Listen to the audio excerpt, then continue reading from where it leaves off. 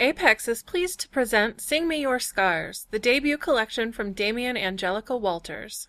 Damien weaves her lyrical voice through suffering and sorrow, teasing out the truth and discovering hope. Never has sadness been so beautiful. Find it online at apexbookcompany.com, Amazon, Barnes & Noble, and other popular vendors.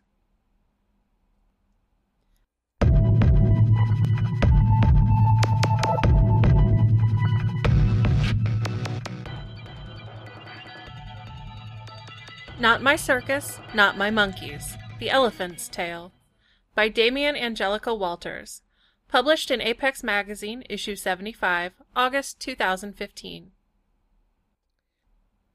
Ladies and gentlemen, children of all ages. Every circus has a story, and every story has its secrets. Those of us taxed with bearing the burden of such things do so with no sense of pleasure, only duty. We remember so that others, in time, may forget. 1. Here, the music, a calliope. The notes, instantly recognizable, the tune, age-old and cliched. The instrument itself, its brass pipes pitted and dark, is carried within an open-sided wagon. The wheels painted in once bright shades of yellow and red. There is no way to adjust the volume, so the music is always too loud, too brash. I've always hated the music. It brings to mind the sharp pain of a cattle prod, the shouts, the forcing of my cumbersome body into positions it wasn't meant to hold. And for what? The momentary pleasure of others? The applause? The indignity? All small cruelties of a life lived in captivity. But we are all captives in one way or another. And so the spotlight swings a great arc, back and forth, until it stops to reveal the ringmaster.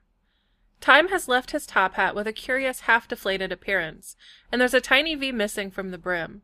If you ask, he'll blame a Siberian tiger with an incompetent handler. The truth is, he's indulged in too much popcorn and tripped up the steps. But to admit that would be to concede fallibility, and appearances are paramount, always. He's taken to sneaking a handful of popcorn in the morning, carefully brushing his teeth afterward to remove the evidence from his teeth. At night, he doesn't bother to hide such things. He's in charge of the big top, after all, and if the red and white stripes on the tent are dull, if the fabric is frayed at the edges, it's no one's business but his own. The contortionist. She never stays still. Pale and lachrymose, she flits from one room, one space, to another, leaving a trail of glitter behind. Her fingers are always on the verge of trembling, her lips hold an apology at the ready. For nothing. For everything. She rarely speaks, and when she does, her voice is high-pitched, her words either sharp enough to leave marks behind, or light enough to drift in the air like wisps of cotton candy. When she catches a glimpse of her reflection, she jumps, unsure who the face belongs to, but unable to remain still long enough to peer behind the silvered mask. The Mirror Twins, acrobats extraordinaire. 2 girls of 15, long of limbs and torsos, wide eyes and elfin faces. The eldest twin, by a mere 3 minutes, has a tiny mole on her right cheek. The youngest has the same on her left. They slip and glide through hallways and rooms, their feet making no noise whatsoever, something they've spent their lives perfecting. They exist in their own sphere, a small ring within the larger whole. They share a bedroom, they've painted pale green, and do their best to avoid the ringmaster, having learned all too well the sting of his whip when he's reminiscing. They wear matching scars on the backs of their thighs when they were unaware he was still awake one night. But they were younger, and not so careful. The twins see the contortionist in passing, but the passage of time has turned those meetings into small, unhappy accidents. They can't bear to see the way she folds her body, the way her joints seem boneless, and she cannot bear to see her own failure in their eyes. The animals. Me, a scarred beast with broken tusks. I keep to myself in the corners, sleeping most of the time. In truth, I've not the energy for much else, but even when I sleep, I'm aware of the performers around me. I see and hear everything, even the secret thoughts not meant to be shared. On my back, I carry a gilded cage, filled with dark, shadowy shapes, nebulous things you can only see from the corner of your eye. Best not to look too long or too hard. Best to forget about me. Best to let me tend to the business of remembering. The tiger sharpens its claws on the linoleum in the kitchen and the legs of the dining room table. It sleeps in patches of sunlight, but it never sleeps unaware, and if you step too close, it will remind you it still has teeth. The tiger neither remembers nor forgets. That is not his job. The tiger merely is, a beast and nothing more. And now we come to the monkeys. They're fractious, as monkeys often are, sneaky and prone to throwing shit when the whim strikes them. Their greatest fear is to be forgotten. How many circuses have you attended where the monkeys take the center ring? Relegated to the places just out of the spotlight's reach, they never get such an honor, but you can hear them, chattering and shuffling about and scratching the fleas from their fur. Even when you can't see them, the monkeys are always there. When I was young, before the stripes on the tent began to fade, I tried to crush the monkeys beneath my feet, but they were too fast. Other acts. Occasionally the clowns arrive, jumping free from their impossibly tiny car. Cue the wide smiles, the laughter, but as time goes by, they appear less and less, and more times than not, when they pile back into the car, one clown doesn't fit and is left behind. He'll sit on the back porch, smoking a cigarette and wiping the grin from his mouth with a dirty bandana, before he hitches his pants and heads off, drawn, no doubt, to a more appreciative circuit. The magician and his assistant stop by here and there, pulling flowers from sleeves and rabbits from hats. The tattered paper blossoms shed their petals within moments. The tiger eats the rabbits before they can multiply. The magician speaks in theatrical cadence, the assistant in a girlish voice at odds with the lines bracketing her eyes and mouth. Sometimes they bring giant lollipops for the twins, or a bag of peanuts for the ringmaster. They never bring anything for the contortionist, and they never stay very long. 3. The ringmaster spends most of his nights slouched on the sofa. The tuxedo he wears no longer fits properly. The buttons strain, the seams are a deep breath away from splitting their threads. The cummerbund cuts a divot into his body. "When I was a lion tamer," he says, holding tight to a tattered whip. His words are slurry and disjointed, and he doesn't finish the sentence. He rarely does, preferring the sharp snap of leather to fill in the missing pieces. He gobbles popcorn by rote, ignoring the kernels that spill down his front. His eyes glaze over, but he keeps eating. When he can't eat any more, he stands on unsteady feet and bows, sweeping the hat from his head in a grandiose manner. Only then does he truly smile, the expression bearing an uncanny resemblance to the tiger's maw. The contortionist curves her body away from the smile, but she's never quite fast enough, and her apology spills atop the popcorn. A second too late for that as well. She closes her eyes and thinks of a young woman she once knew, a woman who danced with a bear. She thinks perhaps the performance ended badly, but if so, at least it ended. The monkeys shriek, and the tiger bares its claws, its eyes gleaming. I want to intervene. I want to wrap my trunk around the ringmaster and squeeze every drop of life from his body. Maybe if I were younger, or stronger, but it isn't my place. In their room, the twins exchange a glance and cast their eyes down, pretending they don't hear a thing. "Tomorrow will be better," the youngest says. "When we have our own circus, it will be different." The eldest says nothing, simply shakes her head. When the eldest twin thinks the youngest is asleep, she peels the sequins from her body, wincing at the sting. But even when her eyes fill with tears, she wears a smile.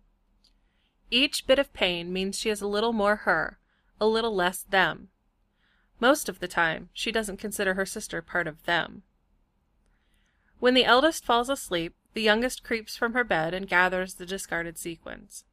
One at a time, she places them on her own skin, overlapping them to conceal the spots that have lost their shine. The twins share almost everything, but they never speak of the sequins. Intermission. The pole in the center of the tent takes on a lean. The tiger stretches and lets out a noxious cloud of gas. The monkeys hoot softly to each other, and the weight on my back grows heavier still. 2. Continued. The ringmaster stands atop his chair and brandishes his whip. His voice reaches out and up, demanding attention. "I was the greatest performer on earth," he says. "Now look where I am. Look at this. Look at you." The contortionist curls into a tiny ball. rolling this way and that to avoid the frayed end of the whip, but it catches her about the ankle, and the ringmaster slowly reels her in. She tries to think of the dancing bear again, but she knows even when she pretends not to, that performance ended with an accident and blood, so she scrambles for the edge of the safety net and holds on, holds on, holds on. The tiger roars, the monkeys screech and beat their chests, and the twins cower in their room, covering their ears. The youngest cries, the eldest refuses. I'm reminded of the ropes, the bull hooks, the electric shocks, a sense of desperation, of knowing that while this won't last, it will never end. When the house finally quiets, the eldest twin plucks the last sequin from her arm and opens the bedroom window. She holds out her hand, but the youngest has too many sequins and cannot move. You can't go, the youngest says. I have to, the eldest says. We have to, please. The youngest frowns. But we belong here, she says. If you believe that, you're no better than they are, her sister says. In that moment, the youngest sees not her mirror image, but a stranger. The eldest opens her mouth to speak again, but decides against it and slips over the window-sill, over and down. The youngest crawls to the window and watches as the eldest disappears into the shadows. She opens her mouth to scream her sister back, to bring her home, but her mouth is filled with sawdust instead of a voice. I know she doesn't understand, but her sister was afraid that after the last sequin was gone, she'd keep plucking, peeling herself away until there was nothing left. Captivity breaks us in different ways. Nevertheless, it breaks us all in the end. 3. The ringmaster says nothing of the eldest twin's disappearance, merely snarls. The contortionist weeps, wipes her tears, and weeps some more. The monkeys caper about in graceless figure eights. The youngest twin moves slowly, her limbs no longer flexible. She doesn't yet know the choreography of a solo act, and is terrified at the prospect. She finds a few sequins beneath the eldest twin's pillow, and tucks them beneath her own, to give back to her sister upon her return. For of course she'll return, she thinks. At night she keeps vigil at the window, her hand tucked beneath her chin, her thoughts drowning out the sound of the ringmaster and his whip. One morning she discovers the ringmaster still and silent in his chair, surrounded by half-chewed bits of popcorn, the whip coiled on the floor beneath his feet. The contortionist appears a few minutes later, and comes to a stop for the first time in years. The two stare at each other for a long time. Even the monkeys are curiously silent. If I could speak, I'd tell them the ringmaster died with an unfinished word on his lips, but they might wish to believe it an apology instead of a curse. Is a final word even important if no one hears? Is a final apology meaningful if every preceding action says otherwise? The youngest twin realizes the tiger is gone, leaving behind only a steaming pile of dung. She cleans up the mess and uses a small throw rug to cover the stain. I saw the tiger leave too. His service is no longer required. I was glad to see both beasts go. The magician and his assistant arrive, sans flowers or lollipops. They don't mention the absence of the tiger, but they speak in strangely hushed voices, the assistant constantly dabbing her eyes with a handkerchief, until the contortionist tells them to leave. Then they shout and stomp their feet, and a rabbit tries to crawl from within the folds of the handkerchief, but finally they leave. The youngest twin never sees them again. In the weeks that follow, she finds the contortionist curled up on the top shelf of the closet, next to a box labeled Our Wedding, beneath the kitchen table, clutching an empty popcorn container, and sitting atop the closed lid of the toilet, clad in an old robe, holding the whip on her lap and whispering that the show must go on. But when the youngest twin tries to talk to her, she doesn't even acknowledge her presence. Second intermission. The pole continues to lean. One side of the tent partially collapses, spitting a plume of dust into the air. A tiny bit of sunshine creeps in through a tear in the fabric. The clowns wait at the far end of the tent, holding red rubber balls in hand, hoping they'll have a chance to resurrect their act. If there's ever been a chance to recapture the laughter, surely it's now. Then the contortionist sews the ribs shut with ugly, uneven stitches, and the clowns make their exit, leaving behind a smudge of grease paint and one oversized shoe. The monkeys race in mad circles, kicking up clouds of sawdust in their wake. And I remember, even as I wish to forget. 3. Continued. The contortionist leaves for a day, and when she returns, she isn't alone. The strong man doesn't speak to the youngest twin, nor she to him. It doesn't matter, because he isn't strong enough, and a few weeks later, he's gone. The youngest notices that another monkey has joined the crew. This one is sullen, and simply glares at her as if his existence is her fault. The other monkeys keep their distance from the newcomer because his smell is questionable. The contortionist brings home the human cannonball next, and he does talk to the youngest. But his eyes are too bright, his speech far too animated, and the contortionist seems to move faster than she ever has. The human cannonball doesn't linger too long either. After the fire eater and the daredevil, or perhaps he was only a sword swallower in disguise, come and go, the contortionist stays in her bedroom for 3 weeks straight. The youngest twin leaves food on a tray outside the closed door, but she's never sure who really eats it. She suspects the monkeys. She's right.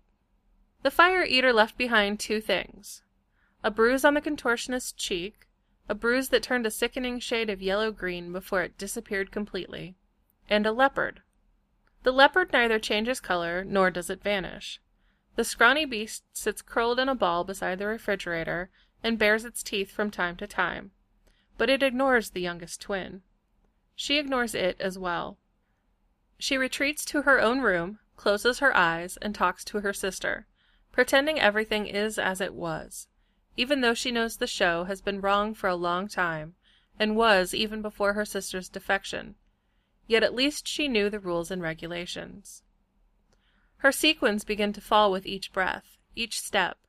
She picks them up, but they no longer stick to her skin, and eventually she leaves them on the floor. She finds a box of old marquee posters tucked away in an old cabinet.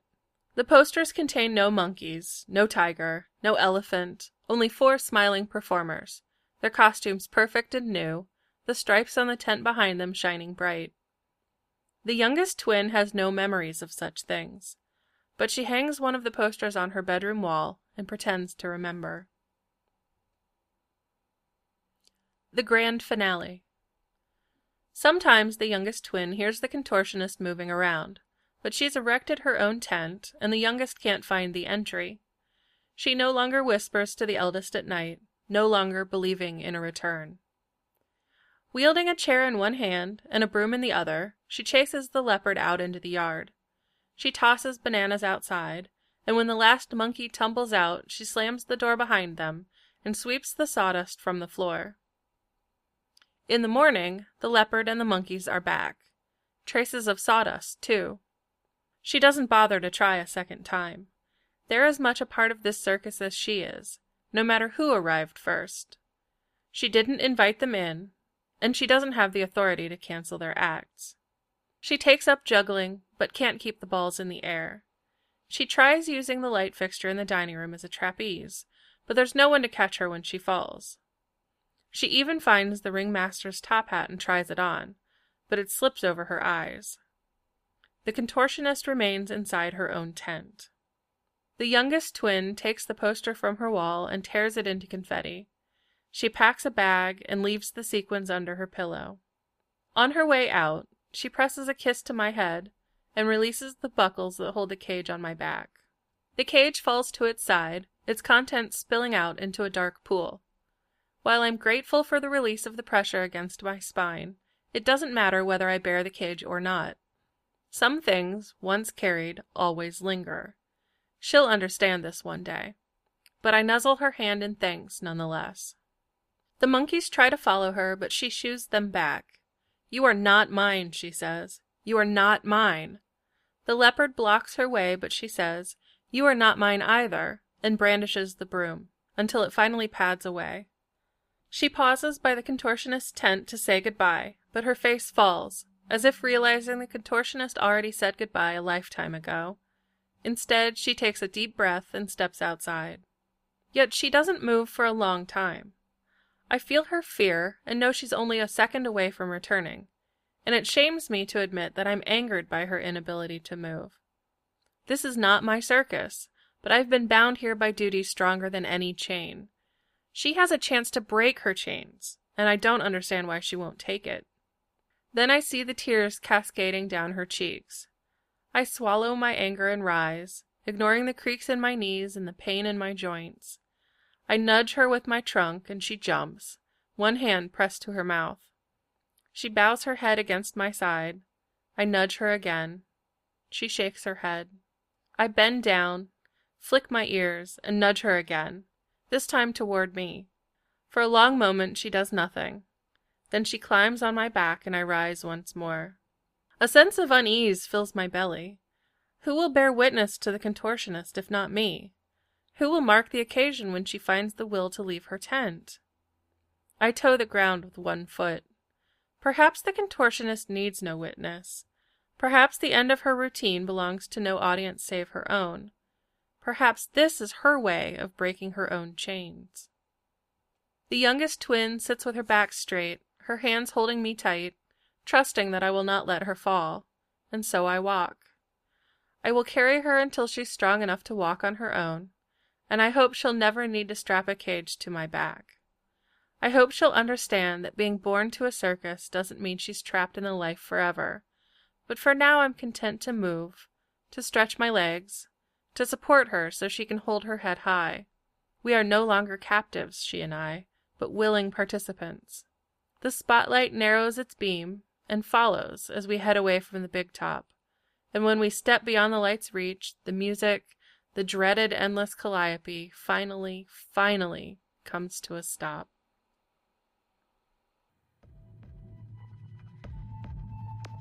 Damien Angelica Walters' work has appeared or is forthcoming in various anthologies and magazines, including The Year's Best Dark Fantasy and Horror 2015, Year's Best Weird Fiction Volume 1, The Mammoth Book of Cthulhu, New Lovecraftian Fiction, Nightmare Magazine, and Black Static.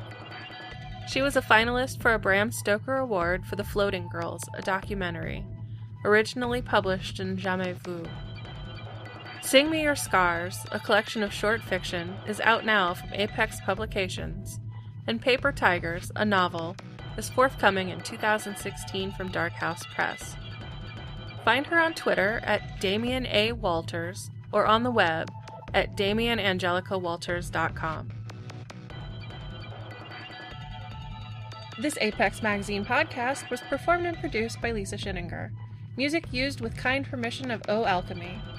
Apex Magazine podcast, copyright Apex Publications.